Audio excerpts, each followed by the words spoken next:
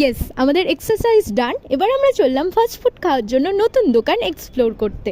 আজ যেন আবারও মনে হচ্ছে সত্যি সাডেন প্ল্যানসগুলো বেস্টই হয়। তো দোকানে গিয়েই আমরা ফার্স্ট মোমো অর্ডার করে নিয়েছিলাম 1 প্লেট। মোমোগুলো দারুণ ছিল। আমার কাছে দারুণের ডেফিনেশন মানে যদি একটু স্পাইসি হয় আর তার সাথে যদি একটু ঝাল বেশি হয়, ব্যাস। মোমো কমপ্লিট করতে না করতেই চাউমিন হাজির। তারপরে ওখান থেকে চললাম সুপার মার্কেট, যেটা তোর মরার জন্য সুবিধা হবে।